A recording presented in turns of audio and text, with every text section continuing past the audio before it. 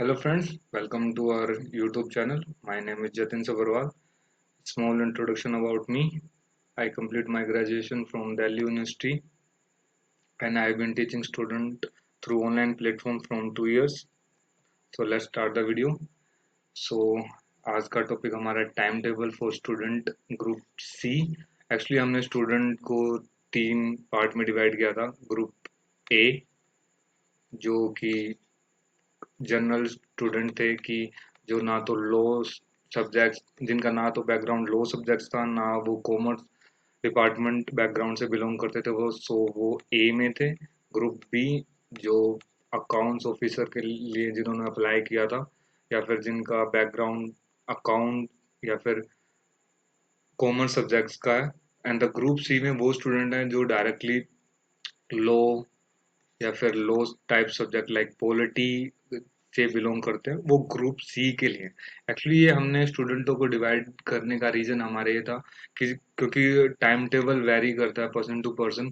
क्योंकि इस EPFO examination के लिए बहुत सारे स्टूडेंटों ने अप्लाई किया है कि जो बहुत सारे ऐसे स्टूडेंट है जो ना तो लो से जिन्होंने डिग्री की है ना अकाउंट से डिग्री की है। ऐसे बहुत सारे ऐसे स्टूडेंट है जिन्होंने अकाउंट से डिग्री की है या फिर जिन्होंने लॉ से डिग्री की है।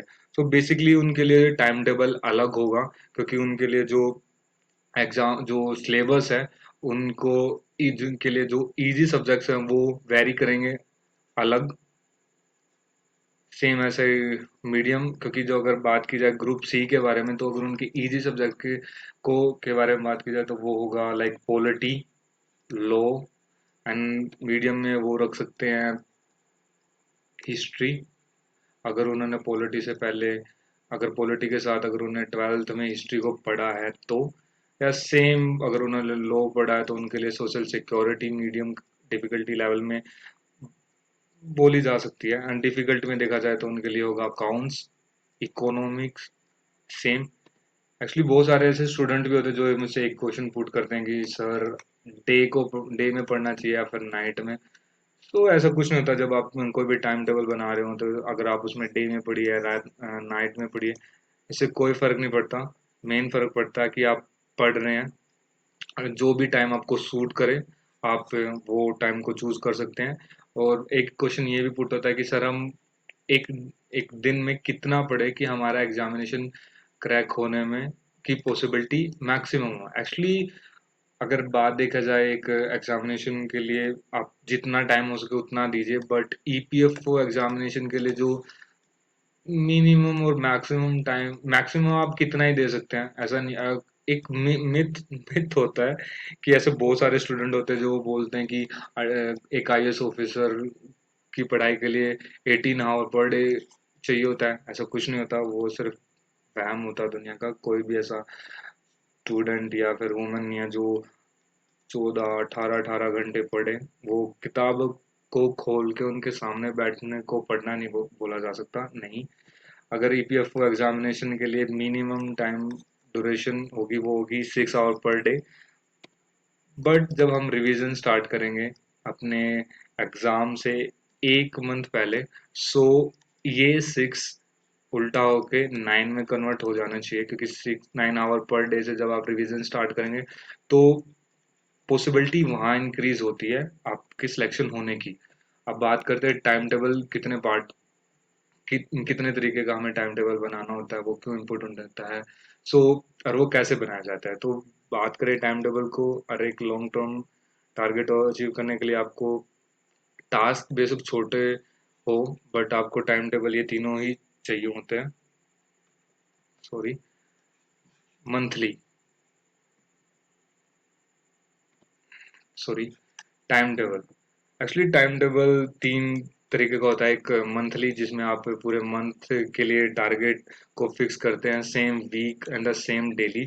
सो अब बात करते हैं हम मंथली टाइम टेबल कैसे बनाएं। जो रूल नंबर फर्स्ट होता है वो होता है कि आप एक मंथ के लिए एक सब्जेक्ट को चूज नहीं करते। सिर्फ एक सब्जेक्ट को आप चूज नहीं कर सकते नहीं, क्योंकि आप सब जानते हैं हमारे अभी जून चल रहा है और अक्टूबर में 4 अक्टूबर को हमारा एग्जामिनेशन होना था।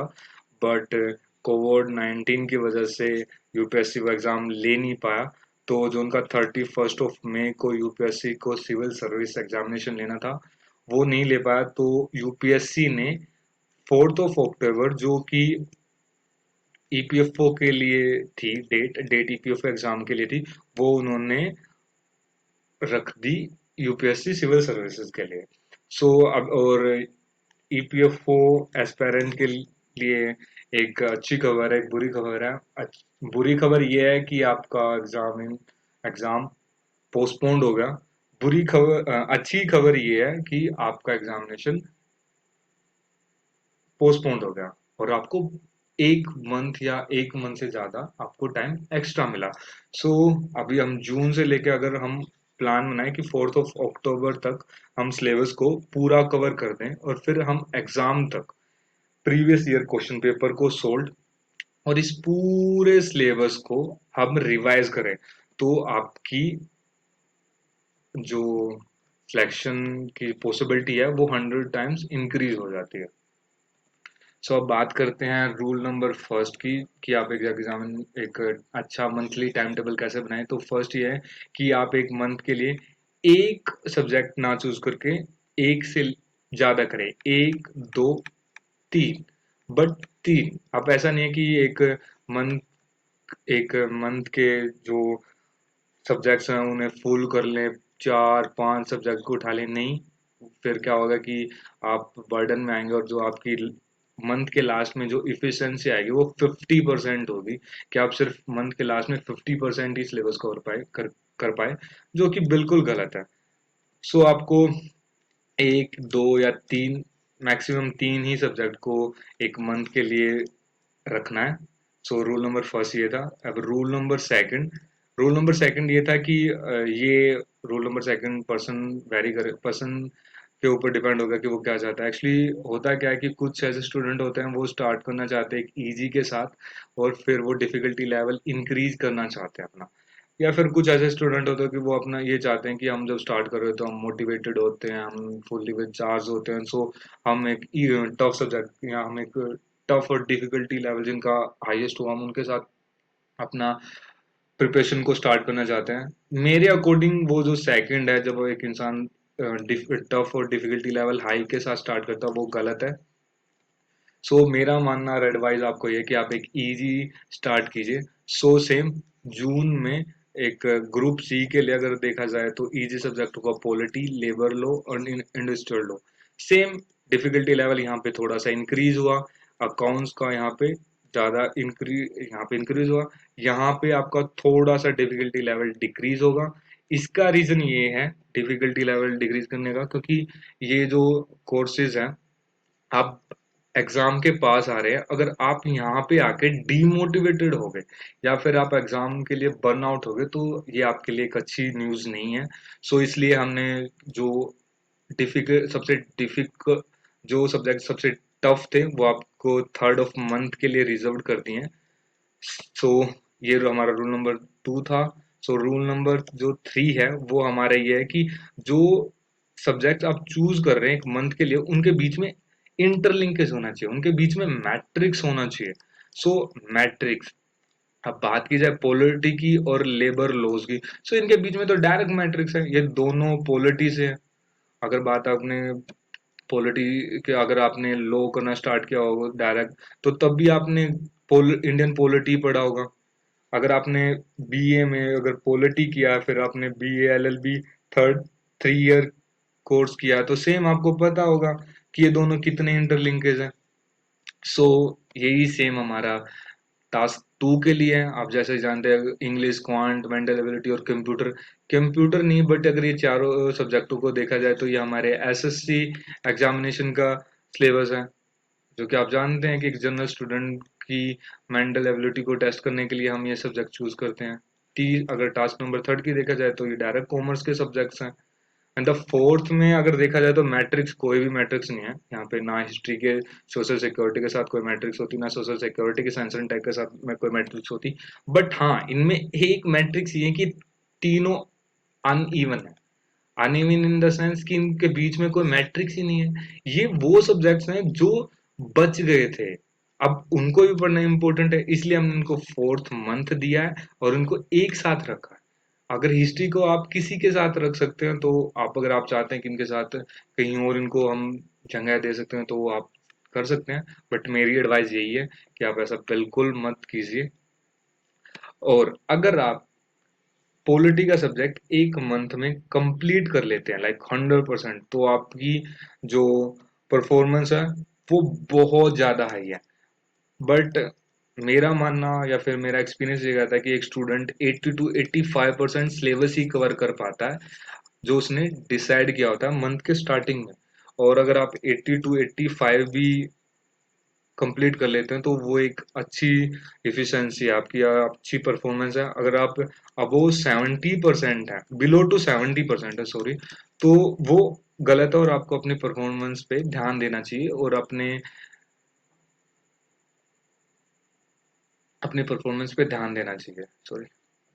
ऐसा ही सेम यहाँ पे है, यहाँ पे है, यहाँ पे है। सबसे मेन चीज है अक्टूबर। हमारे लिए अक्टूबर मेन इसलिए हो जाता है क्योंकि आप पढ़ लीजिए और आप रिवाइज मत कीजिए। एग्जाम से पहले अगर आप रिवाइज नहीं कर पाओगे, तो बेसिकली आपकी जो पॉसिबिलिटी एग्जाम क्रैक होने की वो डायरेक्ट 50 to 80% डिक्रीज हो जाती है। सो आप ये पढ़ने का फायदा तभी है जब आप उसको रिवाइज करो। अब जैसे कि आप पॉलिटी एंड इंडस्ट्रियल लॉ को देख लो, आपने वो एग्जाम से पहले देखा जाए तो 4 मंथ का गैप है। सो 4 महीने की चीज को याद रखना बहुत कम चांसेस होते हैं। सो इसलिए हम एक पूरा मंथ देंगे अपने आप को रिवाइज करने का, और इसी मंथ में हम अपने आप को चेक एंड बैलेंस करेंगे, लाइक टेस्ट सीरीज दे के या फिर रिवाइज करके। सो ये था हमारा मंथली टाइम टेबल। अब बात करते हैं हम अपने वीकली टाइम टेबल को कैसे डिस्ट्रीब्यूट करें। सो फर्स्ट, आप सेम रूल नंबर 1, आप एक सब्जेक्ट चूज मत कीजिए, आप एक से लेकर 2 या 3 कीजिए। बट मेरा मानना है कि आप सिर्फ 2 सब्जेक्ट एक वीक को दीजिए, वो आपके लिए अच्छा होगा। जो रूल नंबर 2 है, वो रूल नंबर 2 होना चाहिए बैलेंस, पॉलिटी ऑन लेबर लो। आप अगर आपके पास 2 सब्जेक्ट हैं, तो आप उनको डिवाइड कीजिए एक डिफिकल्टी लेवल के बेस पे कि एक टफ है, एक मीडियम है। आप दोनों मीडियम मत चुनिए, दोनों इजी मत चुनिए, आप दोनों टफ मत चुनिए, नहीं, आप एक टफ प्लस इजी के साथ एक कॉम्बिनेशन और बैलेंस बनाइए, वो आपके लिए अच्छा होगा। एंड हमारा rule number 3, actually rule number 3 ये है कि जब आप पढ़ रहे हो एक वीक में, जैसे कि आप जानते हैं 7 डे, तो बेसिकली आप उसको 5 and 2 में डिवाइड कीजिए। 5 आप सिलेबस को पढ़िए, 2 दिन आप रिवाइज कीजिए और उस पर टेस्ट सीरीज आप उसको उसका टेस्ट दीजिए। ये हमारा रूल नंबर 2 था। एंड हमारा जो rule number 4, sorry rule number 3 था, अब हमारे रूल नंबर 4 के बारे में बात करते हैं। सो रूल नंबर 4 ये है कि जब आप डे 28 पे होंगे, जब आपके चारों वीक खत्म हो जाएंगे, सो आपके पास 2 से लेके 3 दिन एक्स्ट्रा होते हैं। सो आप उनका यूज कर सकते हैं यहाँ पे XYZ रीजन से। अगर आपको लगता है कि मैंने पॉलिटी का मेरा सिलेबस थोड़ा रह गया है, मुझे वो पढ़ना चाहिए, तो आप उसको वहाँ इन डेज में पढ़ सकते हैं। या फिर अगर आपको लगे कि मेरा सिलेबस भी कवर हो चुका है और मेरे पास दिन भी है, तो प्लीज अपने आप को रिवार्ड दीजिए। लाइक आप अपने आप को मूवी दिखाने ले जाइए, मॉल जाइए, खाने खाने जाइए, अपने दोस्तों के साथ हैंग आउट कीजिए, क्योंकि एट लास्ट आपकी हैप्पीनेस भी सबसे ज़्यादा इम्पोर्टेंट है हमारे लिए और आपके लिए। और रूल नंबर 5 है जो कि आप पूरे मंथ को, वीक को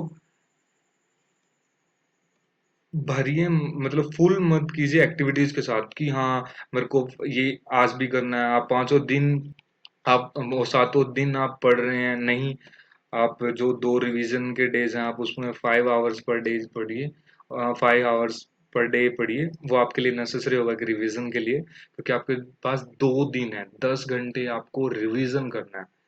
सो अपने आप पे बर्डन मत डालिए।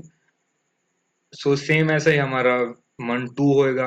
आप उसमें इंग्लिश में, जैसे कि आप जानते हैं कि इंग्लिश का सेक्शन थोड़ा सा ज़्यादा इम्पोर्टेंट है, तो आप उसको 3 मंथ पढ़िए। मेंटल एबिलिटी, जैसा कि आप जानते हैं कि वो एक वीक में कंप्लीट हो जाएगा। कंप्यूटर का सेक्शन 2 में, एंड द क्वांट का सेक्शन 2 वीक में। कंप्लीट हो जाएगा।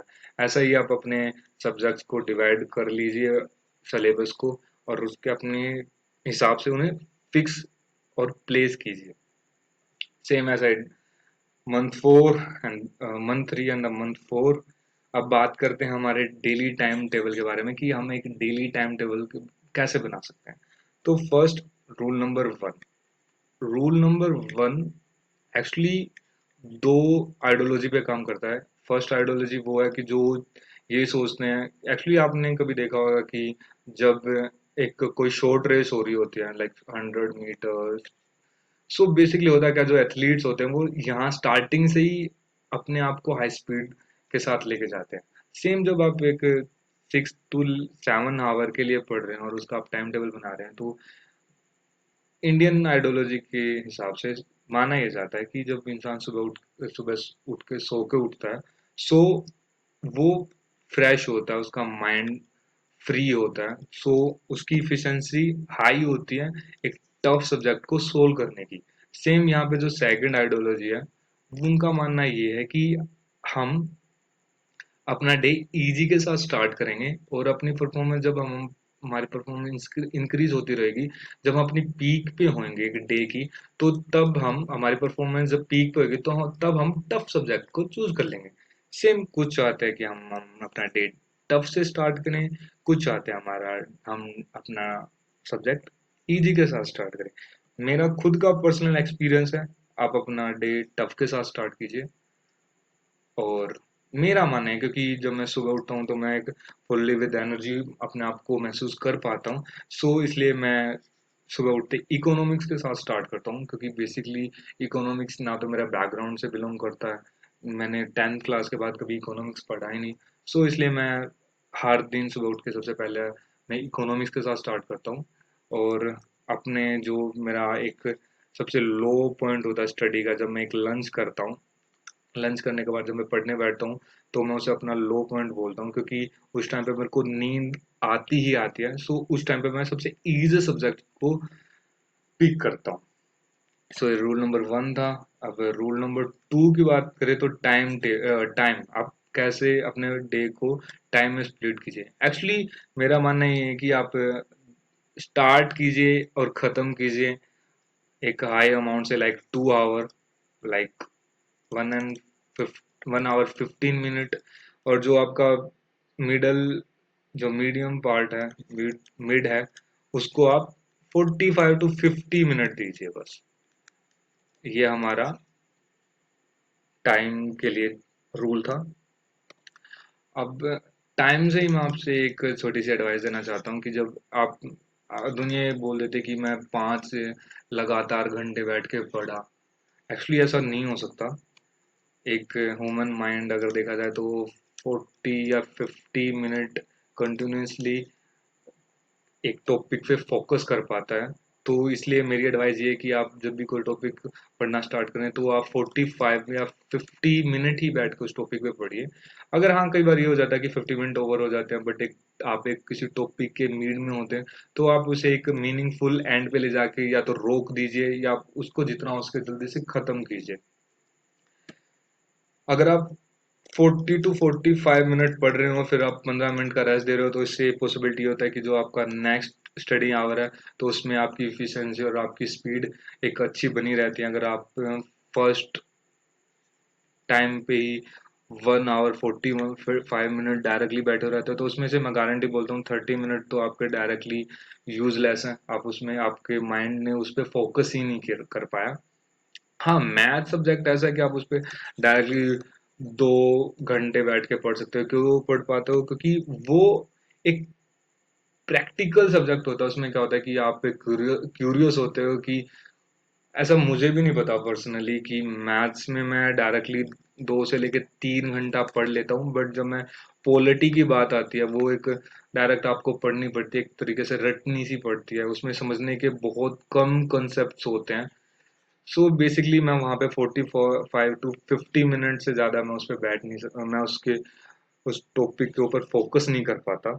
सो वो आपके ऊपर डिपेंड करता है कि आप फोर बट मेरी एडवाइस ये है कि आप 40 to 45 मिनट पढ़िए, फिर आप 15 मिनट का ब्रेक लीजिए। ये आपका डेली टाइम टेबल आप कैसे फॉर्म कर सकते हैं, या फिर आप आज इस वीडियो में हमने पढ़ा कि कैसे आप एक मंथली टारगेट को सेट कर सकते हैं, कैसे आप एक वीक में अपना टाइम टेबल बना सकते हैं, कैसे आप अपना डेली टाइम टेबल बना सकते हैं। और अगर आपको लगे कि आपका डे एंड हो चुका है और आपके पास तब भी टाइम है, सो वही आप अपने आप को एक रिवॉर्ड दीजिए। यहाँ पे रिवार्ड थोड़ा छोटा हो जाता है, आप अपने आप को मूवी नहीं दिखा सकते, बट हाँ आप अपने आप को एक चॉकलेट दे सकते हैं, क्योंकि अप्रिसिएशन अपने आप को या किसी और को करना सबसे ज़्यादा इम्पोर्टेंट चीज़ होती है। और अपने आप को भी अप्रिशिएट करना चाहिए कि आपने अच्छा किया, जितना कि आपने अच्छा किया। सो बस यही था, इस वीडियो को यहीं ख़त्म करते हैं। अगर आपको मेरी वीडियो पसंद आई तो प्लीज़ लाइक द बटन। अगर आपको लगता है कि ये इन्फॉर्मेशन मेरे को शेयर करनी चाहिए किसी फ्रेंड के साथ, किसी फैमिली मेम्बर के साथ, so please share with your friends and your family members. अगर आपको ऐसी वीडियो देखनी हो please subscribe my channel and उसके पास वाली बेल आइकन को प्लीज़ प्रेस कर दीजिए। उससे होगा क्या कि आपको नोटिफिकेशन टाइम टू टाइम मिलते रहेंगे। And thank you so much watching my videos.